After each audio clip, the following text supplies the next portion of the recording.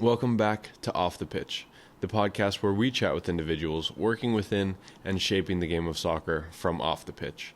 Today's guest is Shaun Oliver. Shaun is currently the Vice President of Operations at Sports Illustrated Stadium, formerly known as Red Bull Arena. We chat with Shaun about how different the league is when he looks back on it, as well as what it was like on the inside of the rebrand from New York Metro Stars to New York Red Bulls. He gives us insight into what it's like hosting international stars at the country's premier soccer-specific stadium, with a few funny stories about old MLS sprinkled in. If you ever wanted to know what early MLS was like, didn't know that the New York Red Bulls had a different name, or wanted to know what it's like to run a stadium when Messi comes to town, this is the perfect episode to listen to. Let's jump into it. All right, good morning, Shaun, and welcome to the podcast. Thanks for having me, guys. Appreciate it. So we've obviously done a little bit of digging and we know a little more about your background than our listeners, but would you be okay sharing a brief overview of how you got started in soccer and then also how you got to where you are now? Yeah, of course. Well, thanks again for having me on. I'm currently the Vice President of Operations and General Manager of Sports Illustrated Stadium, formerly known as Red Bull Arena, since 2010.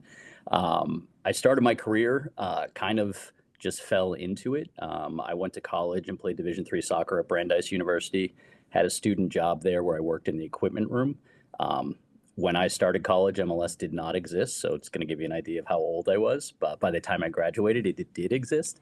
And the New England Revolution actually trained at my school for the first couple of years. So I helped out their equipment team, just helping them get things done, setting up locker rooms. They were paying me a couple dollars to help them out. So it was great in college to grab an extra $20, $30 to, for Friday or Saturday night. And unbeknownst to me, one of my teammates, my senior year, his dad was the director of operations for the New England Revolution. So he kind of knew what was going on behind the scenes and how I was setting up the locker room and doing some stuff that the equipment manager would just pass off to me. So when I graduated college, he offered me a job. Joe Cummings, he was the president for the NSCAA for years. But he started out really as the person who put together the foundation of operations for the New England Revolution, both on the stadium side and on the team side. So I went to school for 4 years, studied history, sociology, and literature. And then I was planning on teaching and coaching. That was my career goal. And then I found myself washing laundry for the New England Revolution in the third year of MLS, which was really cool. I thought I'd do it for a year, kind of see what the league was all about, kind of have fun and continue staying in soccer, which is a sport I loved and played since I was a kid. Joe left and I quickly at 22 years old, became the director of operations and team administrator for the New England Revolution.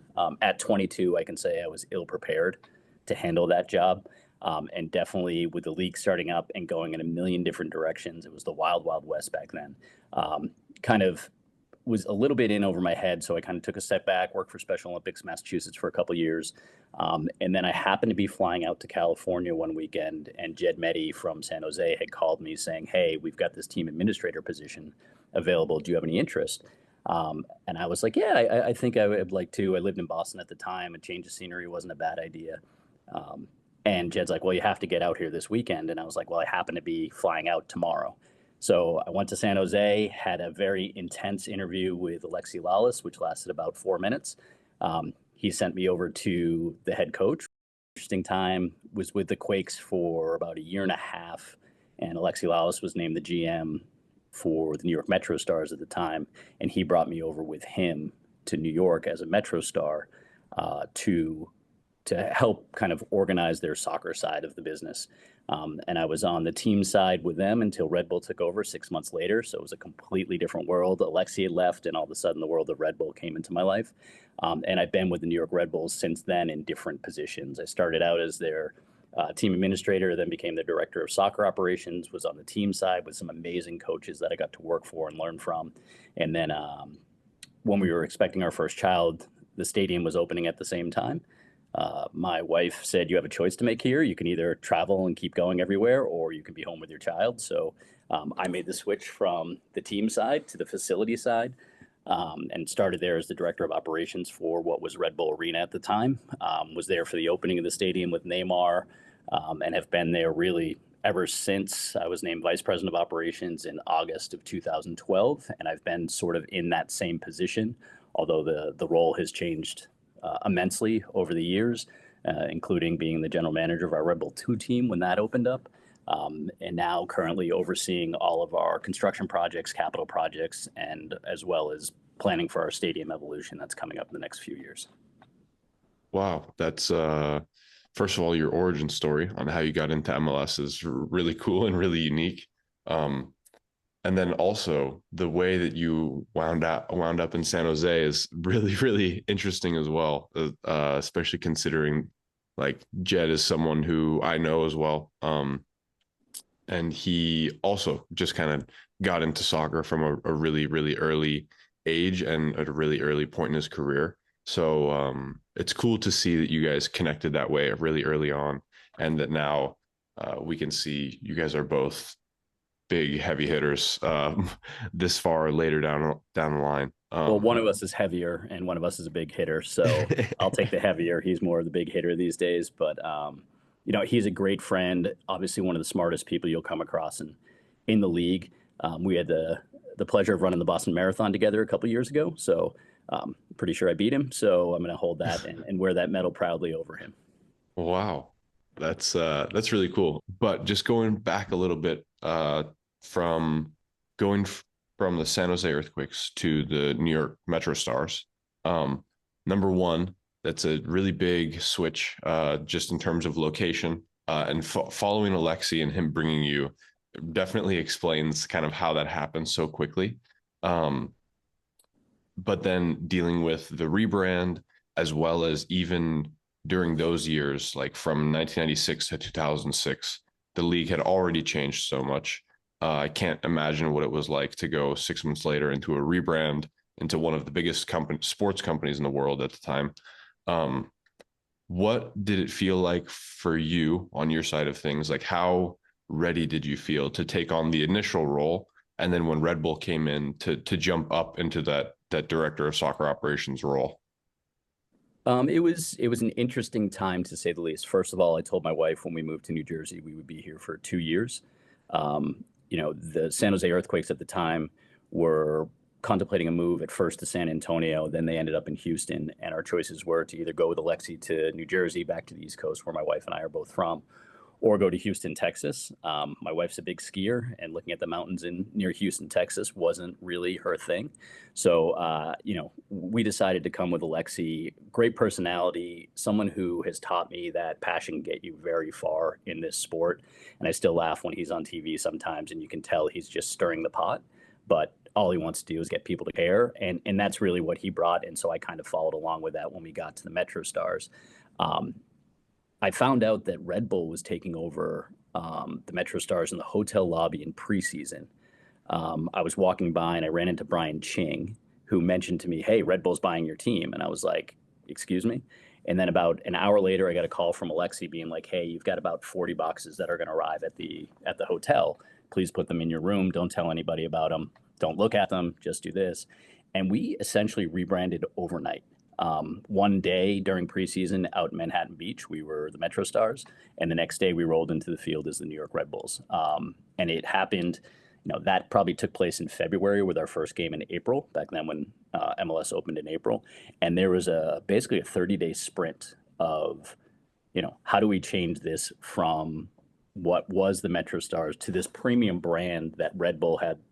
They didn't know a ton about soccer at the time. What they did know was branding. And they were so dialed into their and it just taught you a whole new world of what this should be and what branding is. From someone who, hey, here's the water, this is the way it's supposed to go. We need to provide this and that in the locker room, to, hey, the water has to go in, the labels have to face this way. Every Red Bull can has to look the same. Every fridge has to be stocked every day. It really showed the attention to detail that Red Bull was bringing. And it really started a time where teams, I think Red Bull is kind of the impetus of this, of where teams started becoming more than just what the Wild West of MLS was at the time. I mean, I remember there was a time in San Jose where I was the team administrator, and they would send these fine letters to players. Ian Russell had, gotten upset during a game and went to throw a water bottle against a wall in Chicago, and it slipped out of his hands and went into the stands. He obviously he went up to the fan, gave him a shirt, took care of everything on site. But I found out about the story, and MLS sent a fine about what had happened.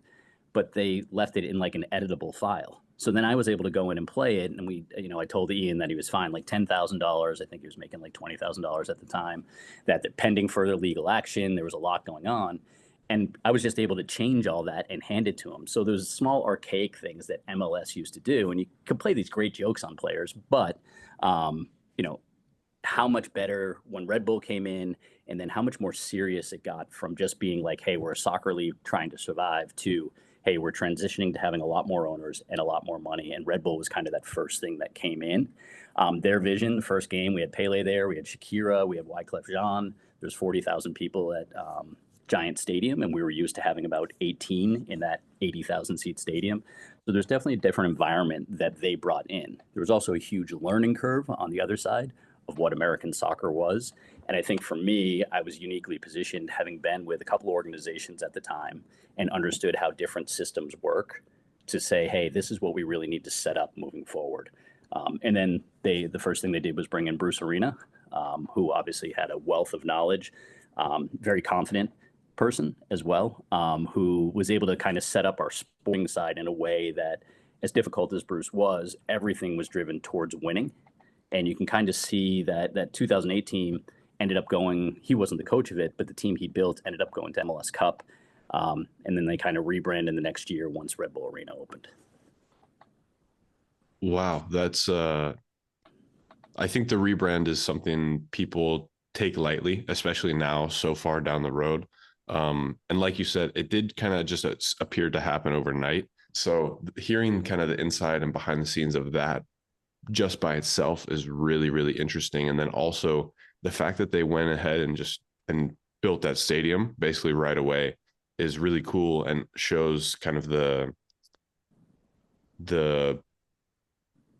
upside to American soccer and how they saw it so early on, as opposed to even where it is now. Like, I can't imagine their return on their investment.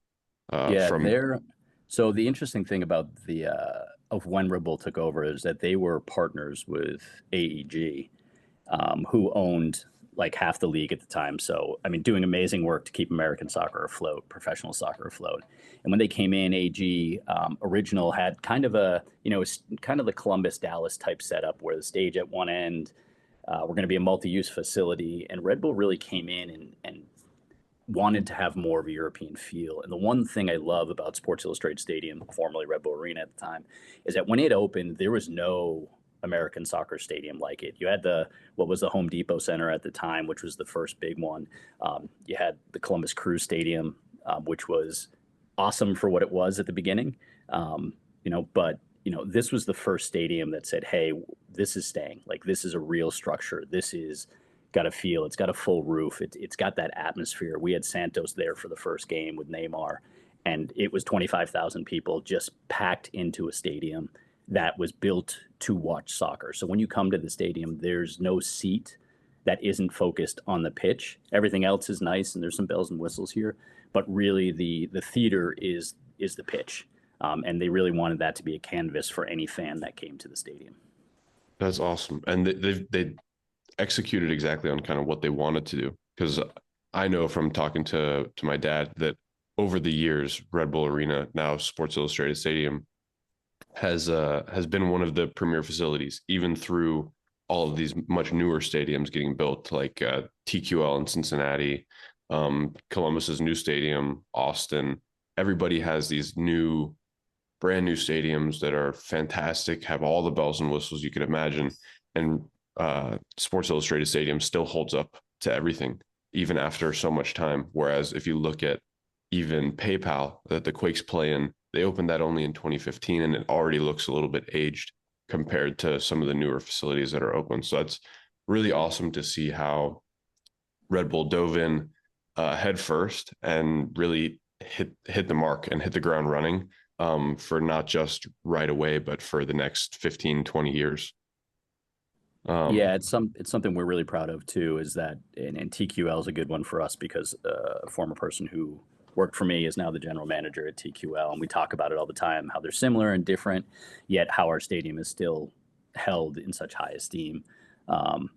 For anybody that comes and plays on it, and obviously we put a ton of work into the stadium, But for us, it's 15 years old, but it looks like it could be 3 years old. Yeah, definitely. But one thing I'd like to hear from you actually is the step up from being team administrator to then director of operations.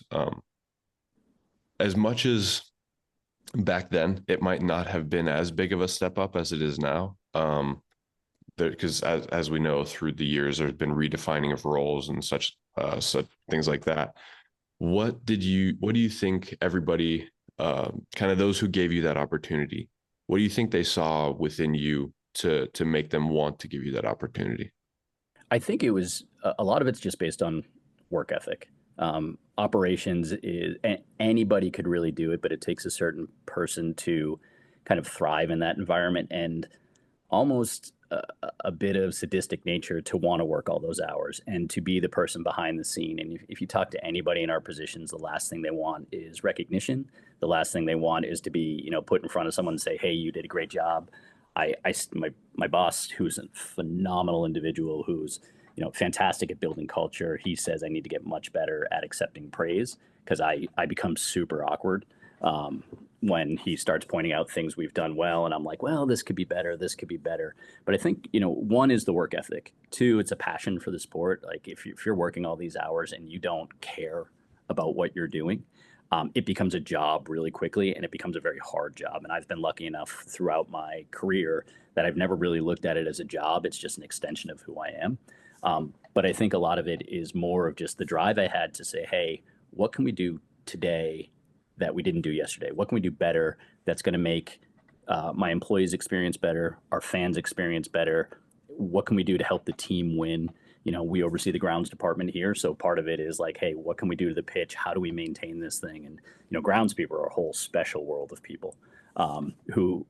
Nobody cares more about what they do in their trade than grounds people, but all of those things kind of come into play. So I think it's one of how much I cared about the job, how much I cared about the people who I was working with. And they said, hey, you're going to have to run with this, because when Red Bull took over, there was so much other stuff they had to do that they kind of had to make sure that someone was running this part that just worked. It just was basically work ethic. Yeah, that's definitely a common thing we've heard from everybody. I'm curious to know, is that something you still look for in not just people you hire, but also like as well as your coworkers who you've seen success in the league?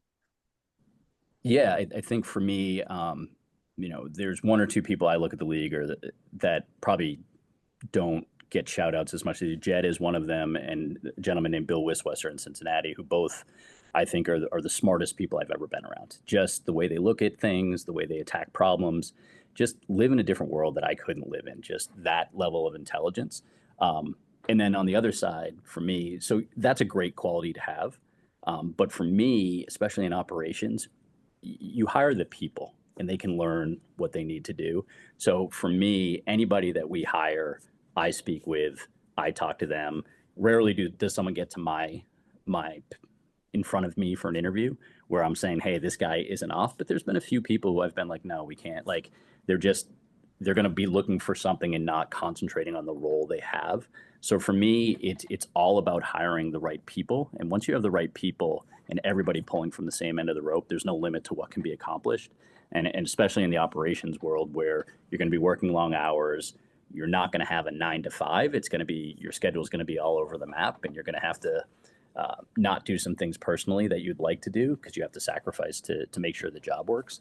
But really, it's the quality of person that I look for first, and it's hard to judge in interviews. So a lot of that is through networking and background research. Awesome. And that's really consistent with everyone that we've spoken to on any side or within any of the leagues. It all pretty much just comes down to the people that you work with and the type of people you work with, especially that other thing that you mentioned earlier being work ethic. So it's like if you have a nice person, like if you're a good person to begin with, and then you like what you do and you have a hard work ethic, then you're going to find success in this world. And that's what we've heard from all the leaders across every team, every league. So it's great to, I guess, continue the consistency and kind of prove to our listeners that, hey, this is the recipe for success. If you want to succeed in this world, then these are the things, these are the prerequisites that you need. Yeah, So and there's been some people here that are absolutely brilliant, but they didn't fit into the culture because for whatever reason, not because they were necessarily bad people, but they may not be focused on the other people in the organization. They more worked in a silo, and those people get, they become red flags pretty quickly, and they stand out really quickly. And all kudos to my boss, Mark de Grand Pre, who has built this culture here with Red Bull that it's people first. And once we start with the people, everything else will kind of fall into place. And if you see how we're tracking over the last couple of years, never mind operationally, but from ticket sales, from marketing, from premium, sponsorship money that's coming in, obviously with the new stadium naming rights deal, everything is kind of trickling in the right way once we built the culture correctly. So it's clear for me to see that culture is the most important thing, especially when you're trying to build a foundation for, we've been here for 25, 30 years. What are we going to be like in the next 30 years when my family starts coming to game, my kids start becoming adults and coming to those games? And now it becomes much more part of the everyday discussion, as opposed to we're still kind of climbing that hill right now to get sports fans in here. yeah, just kind of tailing off of that, because I look forward to that myself. Like, I mean, when I was much younger, like 10 years ago or so, me and my friends would talk about like, oh my goodness, like when the World Cup comes to the US, we're going to be 26, 27 years old. Like, what are we going to be doing then? What are like lives going to look like? Are we going to have kids? That kind of stuff. And now we get to look even further forward and think, wow, what's it going to be like in 10, 15 years when we're bringing kids to games? Like, what teams are we going to be fans of? Where are we going to be living? That kind of stuff. And so your question right there just made me think, what does like this long-term strategy look like, of things on a stadium side to try and stay as modern as possible, and kind of keep that allure that you guys currently have? Yeah, I think the one great thing and the staying power of soccer and MLS now, which you didn't always have throughout my time in this league, is that you see now these very smart owners who have made money, who know how to make money, are building these, monuments to their soccer teams now. So they're popping up everywhere. I think, out of the league, I think there's 23 soccer specific stadiums. I was at the first game when I worked with New England at Columbus Crew Stadium. So to see where it is now and see the investment that, Dallas is pouring, I think 180 million into a renovation of their stadium, where the facilities are going and the technology they're putting in there, is, I laugh sometimes to myself of what it used to be like at New England, at San Jose, when we're at San Jose State. And now you see these coliseums that they're building for these facilities. For me, we're lucky enough to have NYCFC in our backyard too. They're building a new stadium. So now it's kind of an arms race a little bit of, hey, they're going to build this brand new, spanking new stadium to attract fans. What are we going to do here? So we're in the process of working with a couple design firms of generating some more premium space in the stadium. Currently, we're at about 5% premium, where kind of see the national average and MLS average around 15%. So what can we do to, transition the stadium to kind of account for that, where we can diversify our portfolio of ticket offerings. And at the same time, we're working with a new catering partner.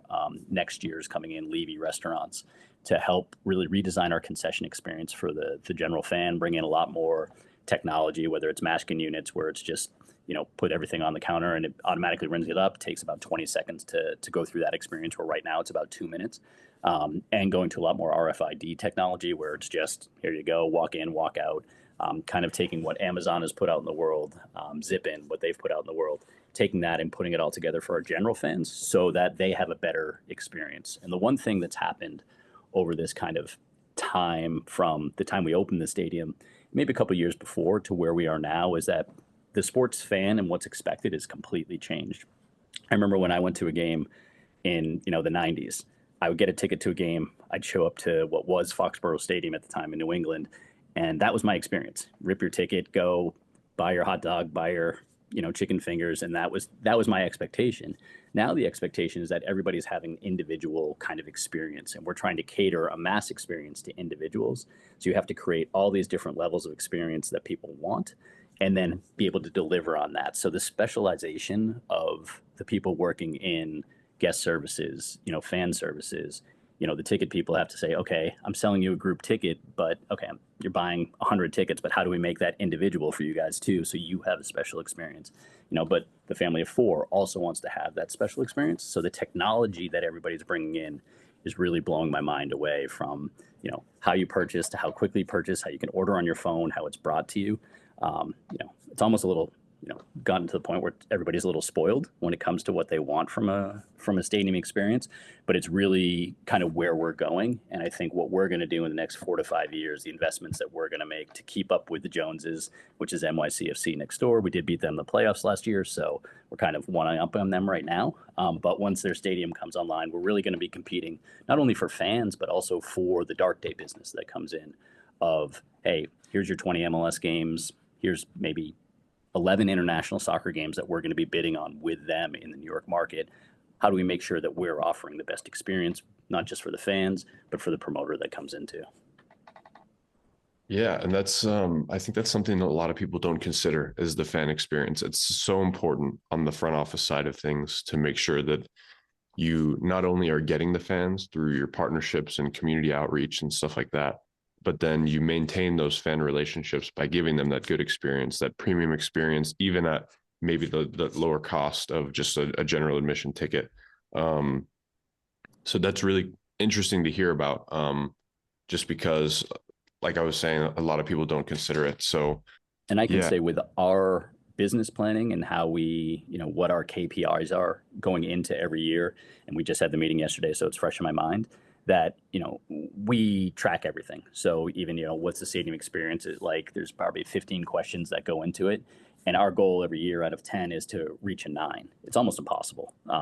There are some games where we've hit 9, and results on the field dictate a lot of how people feel about the hot dog they ate, how their parking situation was, or how their seat location was.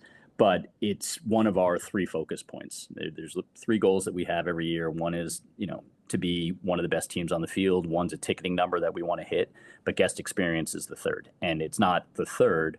All of those things work in an ecosystem together to make sure that we're delivering the best experience for our fans, so that, especially in the crowded New York market, how do we make sure that people know that coming to a Red Bull game is the premium experience they want, is the best experience for their family? I go to New York team games all the time, mostly when Boston's playing them. So, but my experience at Madison Square Garden is completely different than my experience at Yankee Stadium, which is completely different than Citi Field. How do we deliver that experience? So we might not have the name recognition right now of like, hey, you've got 2 tickets to a Yankee game, somebody's going to swallow them up. I've got 2 tickets to a Red Bull game. We're still working on that. But when those people come, how do we deliver it so the next time they're offered, they're there? And that's our mentality to guest experience. Yeah, that's amazing. And then the longevity that you have had, as you mentioned, like kind of being there from the very beginning, especially with the new arena when the stadium opened. I'm sure the operations behind the scenes has changed since, game 1 against Santos, even though that was a very different game, than a traditional MLS league game would be. But from an operational standpoint of like pursuing that excellence, that you've been able to achieve multiple times with the awards you've won and just the ongoing success, what are some, key lessons that if you could go back and tell your former self when it was all starting, that you could hit some excellent points a bit quicker? What would some of those like key points be of how to like really successfully run a stadium? I think the first, which is surprising, and I tell my people know it, but when I tell other people, is that, hey, we're okay with mistakes. We're okay with mistakes if there's some history behind why you made the decision and you wanted to try something. And we're always out there to try something new. We tell our partners that come in, whether it's our catering company or some technology companies, that, hey, we want to be your petri dish. We want to be the group that says, hey, here's this cool technology. It may work. It may completely backfire in your face, but we're willing to take that chance, because if it works, what it does for the guest experience, what it does for the employee experience is like, hey, we're comfortable taking chances. We're comfortable pushing the envelope. I think when you start in operations, and if you talk to any other operations people, when I first started, their favorite word was no. Like, nope, can't do it. Safety, no, we can't do this. And changing that mentality of saying, hey, we're not the no group. We are now a service group for the entire company that says, hey, how do we do this? Maybe we can't do it the way you want to do it, but how do we make your goal attainable and reachable? And sometimes it's no. Sometimes if you want people to, bungee jump off the roof as part of the game, it's probably not the best thing. But really changing that mentality in operations, and you've seen it now because the guest experience has become so important of, no, we can't do that, to turning it into, hey, how do we problem solve for you? How do we become a service industry for our own company so you can reach your goals, and really attaching that goal to, what their goals are too. So, hey, look, we have a goal of hitting, let's say 50,000 tickets per year. How do my guys get attached to that goal? And that's really been the change in mentality that I think I wish I knew when I was younger, because at first I grew up with people saying no, so I said no. And people would stop coming to us with ideas, which might have put us back. So once we were able to kind of get comfortable with making mistakes, trying things, experimenting, and changing our kind of paradigm of being a black and white operations group to being a service industry, I think that's probably the best change I've seen in my career, because it's allowed us to attain so much more. Definitely. And I'm sure that's played such a crucial piece of, as David was mentioned, being able to keep up with those newer stadiums that have opened with the new technologies just embedded in it from the beginning, but you've had to change and be innovative over time. I'm sure it's been a big reason being able to keep pursuing excellence and hit different awards at different points. But one thing when we speak with any operations people that I'm always curious to know a bit about is, obviously as fans, we come into a stadium and we just kind of expect everything to be there. We just expect the seats to be there. We expect, the vendors to all be working normally, but we don't get to see, who the people behind that are crafting it, putting, all of this together and curating everything. And we definitely don't get to see any of the fires that have to get put out, because I know even from myself, when David and I were involved with a small NISA team, that there'd be things happening at games and there were 3 full-time staff on the front office, myself included, that if anything happened, the toilet broke, it was somewhat on us to go and unclog it. But is there any fires that you've had to put out that you can, in the moment throughout the years, felt like everything crumbling in front of you and having to deal with it, that now you can look back on and laugh, whether it was something specific at a game, something bigger? Well, I can give you a smaller example that I laugh at a lot, is that it's going to be wrong, but we literally had someone flushed a toilet and the pipe burst on this poor woman. Just the pipe from the wall, so luckily it was clean water, but just had something happen, the joint was loose, whatever, absolutely popped. It was a U.S. women's soccer game, and she just got crushed with water. So she comes out of the bathroom, and obviously her fan experience at that point was awful.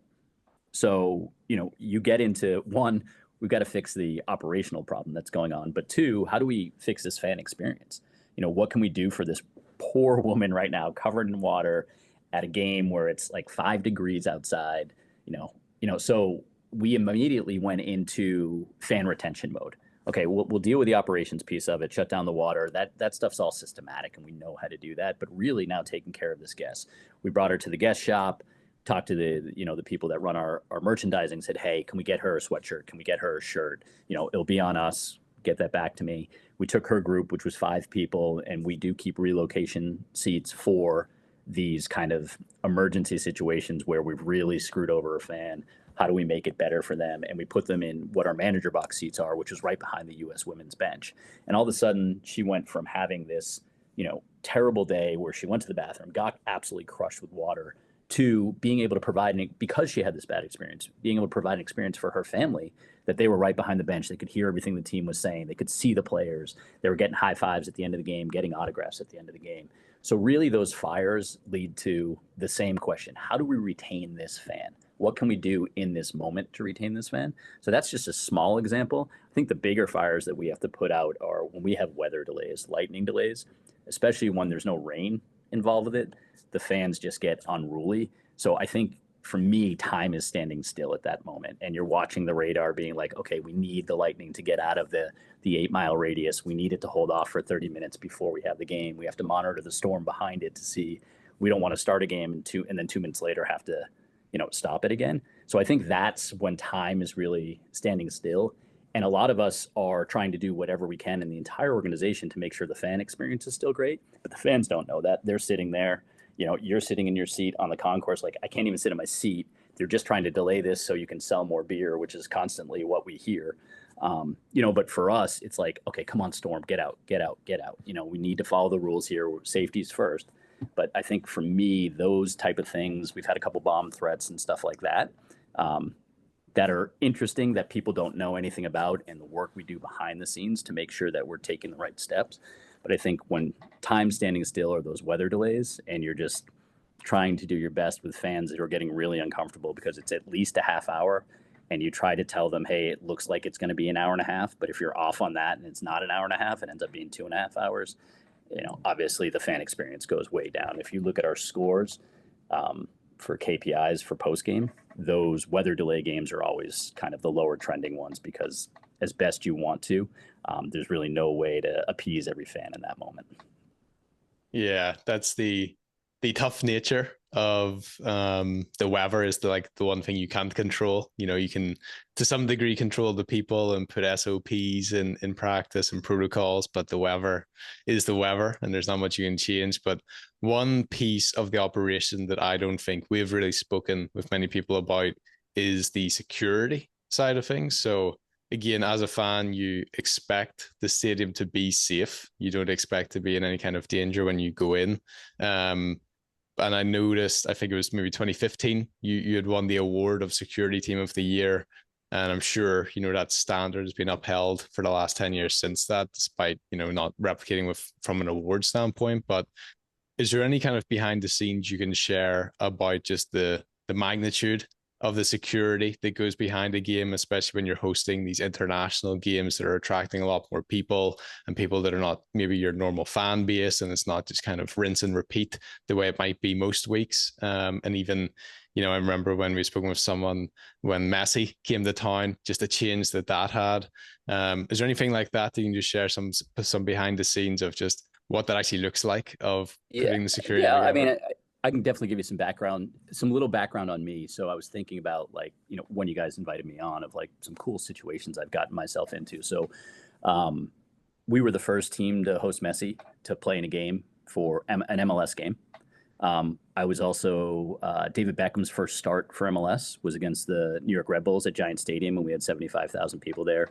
I was at the first game at Columbus Crew Stadium. So thinking about that span of those different things that happened, how the league has changed over that time, one makes me feel really old.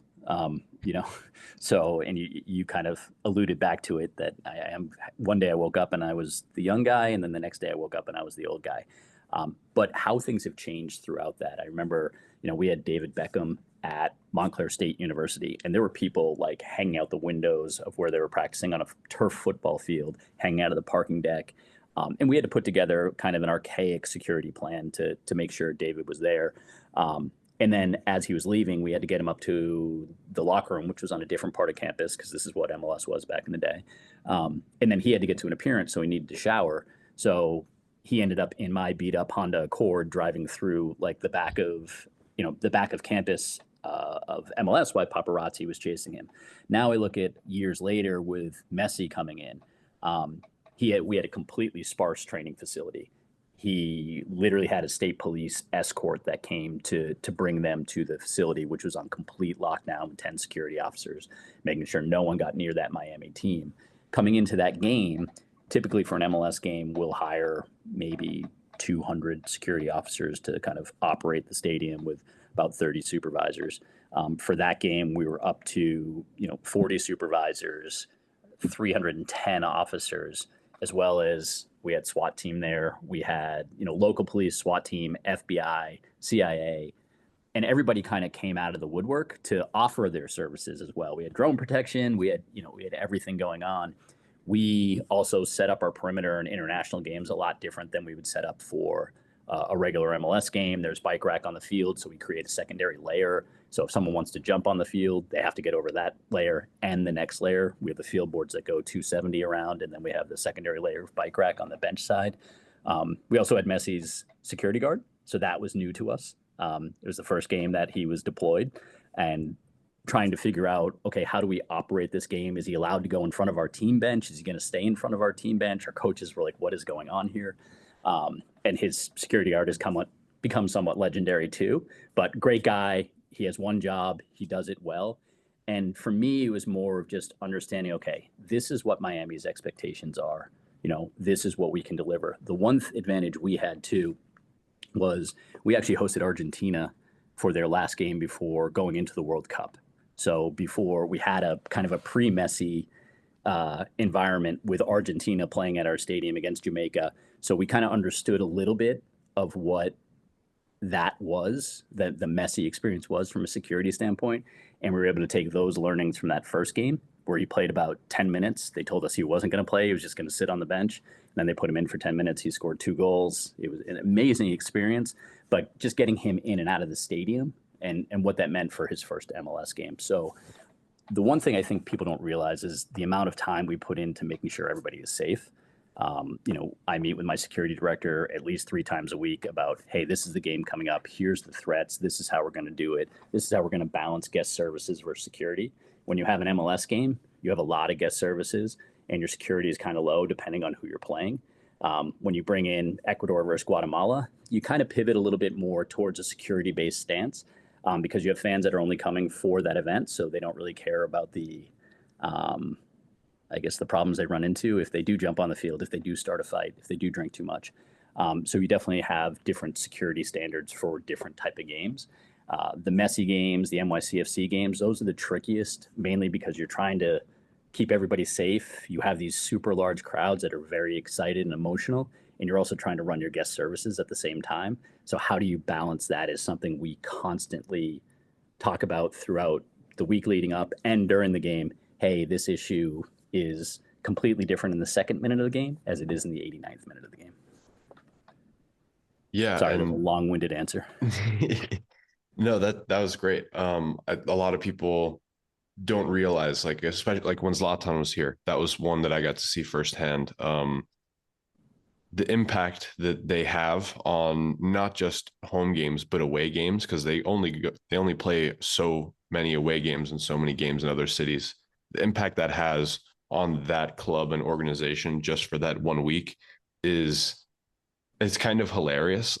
Like the breadth of things that you have to take care of and make sure that you're operating at your completely 100% top notch in every aspect of the event is really incredible. And the home team, they get to deal with that every weekend, but as the away team, you don't. And so it's something that you really hardly get to prepare for. So it's really cool that you guys did have that experience with Messi in Argentina beforehand to kind of get ready for it on albeit a different scale, because Argentina coming to town is already something crazy, whether or not Messi's with them.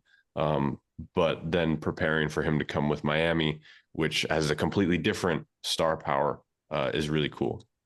Yeah. That kind of tailors into my next question, is the stadium as an asset for the club. So one thing you said really early on in the podcast is that Red Bull Arena was built, or Sports Illustrated Stadium was built differently to some of the other soccer specific stadiums that popped up early on in the days of MLS, like Columbus Crew Stadium and the Home Depot Center, which is now Dignity Health Sports Park. Those were built as like multi-use venues. Like this is going to be the one end where we can maybe put a stage, we can host other events. But one thing Red Bull Arena has done is you guys have always been kind of that hotspot of soccer matches, international games, just across the years. If it's not a huge, massive tournament that's going to go into one of the big football stadiums, then it's going to be at your guys' facility, no question. So just one thing to touch on, because other clubs look at these stadiums as assets where they can generate income in other ways, hosting concerts. But one thing that you have continued to go back to with the premium services and the premium offerings that you guys have is now you guys can maybe use Red Bull Arena to have office parties and things like that. Could you kind of touch on the importance of the stadium now as an income generating asset for the club? Yeah, I think, when Red Bull first started, we were 100% on we're going to deliver a sporting experience for the New York Red Bulls, and that was our goal. And at first we started, and it was wild because we tried to put whatever we can in here. Then we dialed it back a little bit. Our director of security at one point over like 2013, 2014, we had all we cared about was just making sure the Red Bull games were so great. And we called them kind of the dark ages because all we were doing was running soccer games. And it was, what a great schedule too. We'd have 17 weeks, you're running a stadium, it was phenomenal. Over the years, we realized that turning Red Bull Arena into a profit center can put money back into the soccer team, which is our vehicle to, not only for providing experience for fans here, but also our vehicle to, for Red Bull. And the purpose that Red Bull has us here is to be a vehicle to promote the global soccer world of Red Bull. And we've been great for that. So how do we turn the stadium into a profit center? And I think especially with Sports Illustrated and what a great brand to be associated with and, what they're going to bring to the table when it comes to events and concerts. I think we saw that for 20 games a year, we were delivering a premium soccer experience that not a lot of people could deliver in the United States. What were we doing with those 345 other days of the year to make sure Red Bull Arena was a profit center? I can tell you 3 or 4 years ago on non-sporting ticketed events, we had a dark day business that was worth under $100,000. This year, our goal is to get to 1.5 million. So we've had an individual, Jamie, who's come in and really concentrated on just that world, small events, commercial shoots. I think we did a FBI undercover that we were just on TV for. We've been part of some Netflix shoots, some really funny stuff that like when you look, you're like, oh wait, that's the stadium. That's the stadium. A Tom Brady Beats commercial. So for me, that was awesome. But I think we've learned that we have to find the balance of how can we deliver this premium soccer experience so everybody that comes here looks at this stadium, looks at this pitch and says, this is the best place in the United States to play a soccer game. And then on top of that, we've got to now layer in how do we make money so we can pour it back into the organization and into the team. And you can see the investment that is starting to come into the team as well with, obviously Emil coming on last year and the difference that he makes for our team. But a lot of that has to do with the overall ecosystem that we're creating and generating revenue, not just for the soccer team, but what we're delivering outside of that to then put back into the team. Yeah, that's really cool. And one stadium that's done a really good job of becoming a profit center is Dignity Health Sports Park. And that's in part because they have so many other facilities on top of just the soccer stadium. But it's cool to see that other teams have been taking that type of thing into consideration, especially after you guys were focused on just the soccer side and you nailed that, got that down, and then now are turning your attention towards, hey, how can we help the team and generate revenue in different ways? That's really cool. Another thing that we've heard from everybody we've spoken to is that there's so much cross collaboration between teams within the league and even the different leagues on the front office side of things, because as much as you guys are teams and organizations competing on the field for different spots in that table and points week in and week out, it's beneficial to each and every team that every team succeeds in their own market to help grow the league. So we already know that that's going on in the MLS side of things, but you guys are a part of a much bigger parent organization that has other soccer clubs around the world. So I'm curious to know if there's any cross collaboration on that front. And then also, since you guys are one of the first Red Bull teams that they started up, or that they rebranded, I should say, are you guys looked towards as like an example within the company to, like, when they go to a new city and they get another team, did they try and model things after you guys, or is there someone that all the teams look to as like a North Star? I think, you look at what the Red Bull Global Soccer Network is. And it's really amazing. But they took a different approach than, let's say, Citigroup, where they're just like, hey, we're going to buy some teams, we're going to pour a ton of money into it, and they're all going to be awesome. And that's one approach. The Red Bull way is to kind of keep with the company philosophy of they also want to produce players. So they're in a weird situation where they're performing at such a high level, but they're also selling players. Like Holling was part of their global network. The players they've transferred out of Leipzig is almost better than any team they've ever had at Leipzig because they're just amazing at finding players and producing them. We have a small guy you might have heard of, Jurgen Klopp, who's head of the Red Bull Soccer now. Essentially, he's overseeing all the projects, working with his boss here to make sure that his culture that he has brought to Liverpool and brought from Dortmund and his whole journey was he's celebrated for the culture he's created and the networks he's created. How do we take his network and input it into this Red Bull world of producing players and generating wins at the same time, which is always a tough thing to do, is producing players.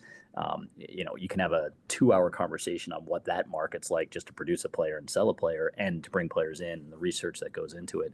But really he's connecting the dots of Leipzig to Bragantino to New York, and what can they do in those scouting networks to really find which player they've identified a player, where's he going, what's his next step to become the best player possible, whether it's for playing in the Bundesliga, whether it's playing in the Austrian Bundesliga, whether it's playing in the United States or in Brazil. What is that, what's best for the player, which is something that I love, is because that's something they consider first, is I want to put him in the best environment to succeed.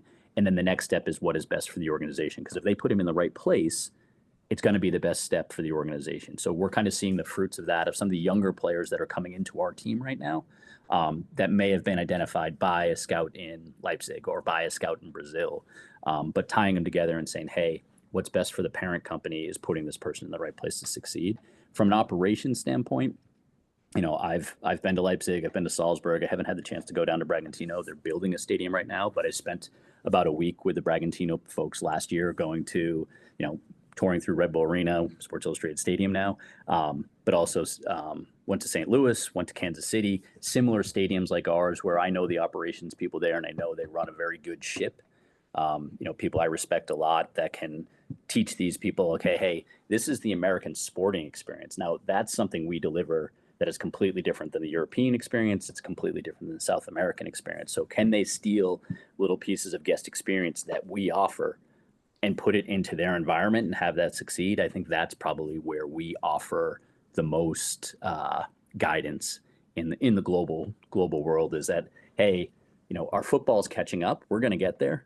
Just give us a few more years. But really, the fan experience is something, when you come to an American sporting event, for the most part, it's safe. Like, the infrastructure is built so that you're safe and that you have a great time. What pieces of, whether it's the technology we use for checkout or how we seat people, to what those premium experiences are and what we're delivering, how can they apply that now in the German world or in the Austrian world? It doesn't work, and in some instances, like just the American way doesn't work in Germany, for instance, but there are pieces that they steal that they can implement there, and vice versa. Some of the stuff that we saw at Leipzig last year, we're implementing this year in a premium area, just to make it a little more structured, where it was a little bit unstructured before. So I think that's where the cross collaboration happens in the Red Bull Global Network, on the football side and also on the building side. Awesome. And that's really cool to hear, just because that's very similar to kind of how that cross collaboration works on the league side as well. Like when we speak to people, it's always, different partnership strategies, different marketing strategies. But the biggest piece, especially when you're kind of building new clubs, like you said, or stadiums like they are down in Bragantino, like that operational piece is crucial. If you absolutely have to get that right. Even though the soccer culture and the fan experience in Brazil is far different, they still need to know, like, hey, this is how we run a stadium. And yeah, there's other stadiums in Brazil they can look towards, but as a part of kind of a global parent network, then they can pull from other organizations that are operating on kind of a bigger scale with their own existing experience, which is really cool. Yeah, and it's great to just be able to pull from, I have to say, I speak to Matt Pellegrino at NYCFC almost weekly. I still speak to Jed almost weekly. There's a couple other people within the league that I reach out to when I have a question, and I've been doing this for 20 years. But it's great to have that kind of international Rolodex now as well, where you can call someone if they don't know in the Red Bull Soccer Network. It's so big now that they can put you in the right place to succeed, in touch with the right people. Yeah, absolutely. And that's kind of what we're trying to establish with what we're doing here, is that Rolodex of, hey, we are looking to try and move this way, or find out this type of information, or someone said something interesting like this on our last episode. Like, how can we get someone on to touch more on that or go into more detail? Because that's a really interesting point of the soccer business. One kind of final thing, which we ask everybody, or we try and ask everybody, is, through your long career, a lot of it has just been spent looking forward and trying to grow the game, grow the stadium, and excel in your job to help the club and the league and the sport grow within the country. Not many people tend to look backwards on their careers so much, besides looking at ways that they could do things better. They don't like to go back and celebrate little moments, things like that. So we kind of ask a question that forces our guests to do that. And so when you look back on your career, Shaun, what is the proudest moment that you have? Could be personal, professional, but just across everything that you've done, what is essentially the thing that you are proudest of doing? I think two things popped into mind. One personal, of just, my kids are synonymous with Red Bull Arena now, or hopefully Sports Illustrated Stadium, once they get it in their vernacular as well. But just spending a few minutes at each game, my kids are huge fans. Both of them play soccer, and sharing those sporting experiences and building that relationship through sports. I always played team sports growing up. My kids play team sports. I see such a huge value in it. But seeing my kids kind of grow up as fans too, through the vehicle of the New York Red Bulls, has been kind of an amazing thing, where they now take it personally. Like, when we win, they're happy. When we lose, they're sad. They were able to come out to MLS Cup last year. And 15 minutes into the game, my son was in tears because, man, I think all our fans were 15 minutes in, and then we battled back because that's the way Red Bull goes. But I think personally, that's a huge thing for me, just being able to share that experience with my family. I think professionally, is one game that sticks out to me, and it's personal too, is that we hosted New England the first game after the Boston bombings. And just it wasn't, I want to say there was like 13,000 people at the game. It wasn't like a huge game on the calendar, but the way our fans kind of came together to support Boston, the way, I have a great picture of the groups outside, the fan groups from New England and our group saying, we support Boston always, with a huge sign, the groups coming together. And, the supporter groups are amazing people.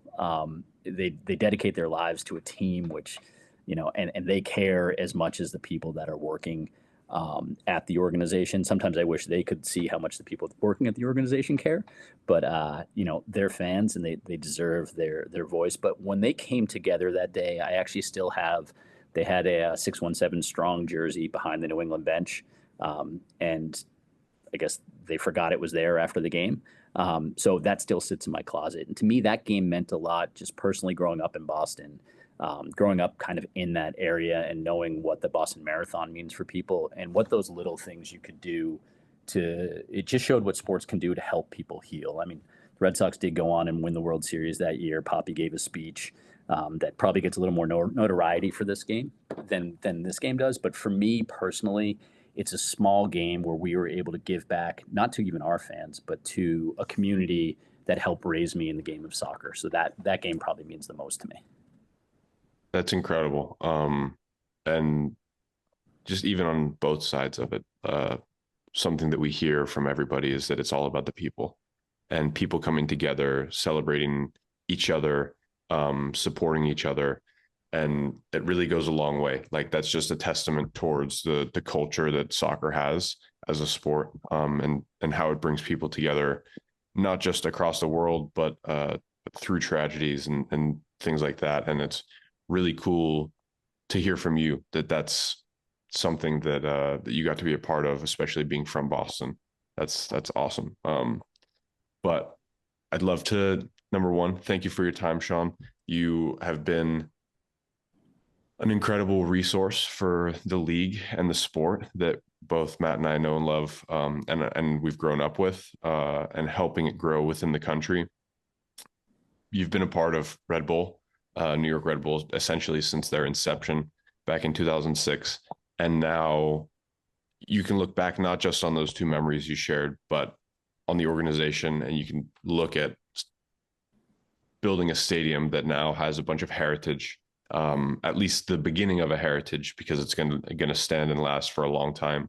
So it's really incredible to have you on, and especially someone from such a prestigious organization that has had not just up and down success like most clubs within the MLS, but long-standing success, as the Red Bulls have been a great team on and off the field for the last 15 years. So it's really cool to have you on it and hear from you about everything that goes on over there, and also a lot of the consistencies that we're now seeing with other organizations that are just going to continue making soccer an excellent sport to go and watch as a fan. And that's just going to help the game grow and grow, especially going into these next few years that we have with the global soccer environment. So just want to thank you for your time, and yeah, appreciate you coming on.